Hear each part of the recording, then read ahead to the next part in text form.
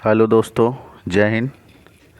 आज आपके लिए मैं लाया हूँ प्रकाश का परावर्तन तथा गोलीय दर्पण। क्लास 12th का नोट्स है प्रकाश की ऑप्टिक्स, जिसके बारे में ये डिटेल्स में दिया गया है। आप इसके थ्रू प्रकाश की चैप्टर क्लास 12th का तैयार कर सकते हैं। एग्ज़ाम के लिए बहुत बेनिफिट होगा।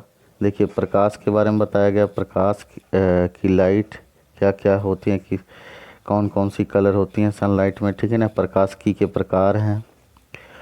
किरण प्रकाश की होता है, तरंग प्रकाश की होता है, ठीक है ना।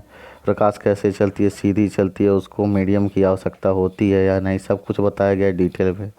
अब देखिए, प्रकाश का परावर्तन तथा गोलीय दर्पण। तो परावर्तन में रिफ्लेक्शन ऑफ लाइट पढ़ेंगे प्लेन मिरर का। तो ये प्लेन मिरर, आपतित किरण, परावर्तित किरण वगैरह ये पिछली कक्षाओं में भी पढ़ चुके हैं, और जो आपके सिलेबस में है उसको डिटेल्स में जानेंगे। प्रकाश के परावर्तन के नियम क्या हैं? तो दो नियम हैं जो बताए गए हैं। देखिए, प्रतिबिंब क्या होता है, प्रतिबिंब के प्रकार, वास्तविक, आभासी। फिर आपका आ जाता है पेज नंबर 5, आभासी प्रतिबिंब, दर्पण, दर्पण के प्रकार, समतल दर्पण और गोलीय दर्पण होते हैं। समतल दर्पण यानी प्लेन मिरर, प्लेन सरफेस। और गोलीय दर्पण का मतलब आ जाएगा आपका, गोलीय दर्पण में दो प्रकार के, उत्तल अवतल, ठीक है ना। कॉनकेव और कॉन्वेक्स मिरर के बारे में पढ़ेंगे, जिसमें परावर्तक सतह क्या होता है, दबा हुआ होता है अवतल में, और उत्तल में उभरा हुआ होता है, ठीक है ना। मुख्य अक्ष क्या होता है, ये सब चीज़ भी जानेंगे आप। गोलीय दर्पण के से संबंधित परिभाषाएं जो हैं, जैसे वक्रता केंद्र क्या होता है, वक्रता त्रिज्या, ध्रुव क्या है, फिर आपका इस तरीके से पोल क्या है, पोल यानी ध्रुव बोलते हैं। दर्पण का द्वारक किसे कहते हैं, ठीक है ना, फोकस। फिर आपके हैं इस तरीके से दूरियां नापने के लिए निर्देशांक ज्यामिति का चिन्हों का निर्धारण किस तरीके से करते हैं, ठीक है ना। और दर्पण में जो दूरी को देखते हैं उसको किस तरीके से करते हैं, चिन्ह पर पार्टी जो होता है।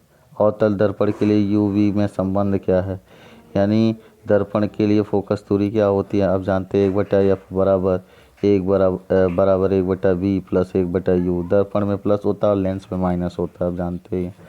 यहाँ पे आपको डेरिवेशन भी दिया गया है।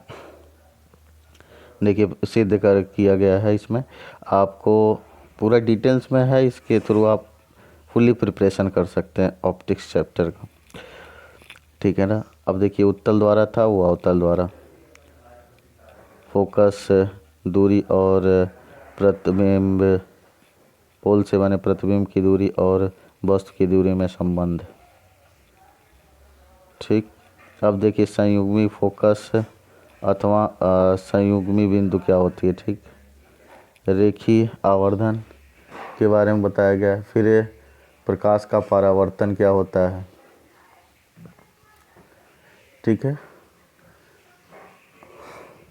अपवर्तन, परावर्तन पहले पढ़े थे प्लेन सरफेस पे, इसमें दो मीडियम होता है, एक विरल होता है, एक सघन होता है। प्रकाश के अपवर्तन के भी दो नियम हैं,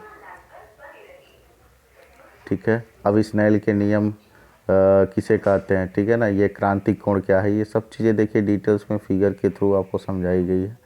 तो इसके थ्रू आप जान सकते हैं और अपनी फुली प्रिपरेशन कर सकते हैं।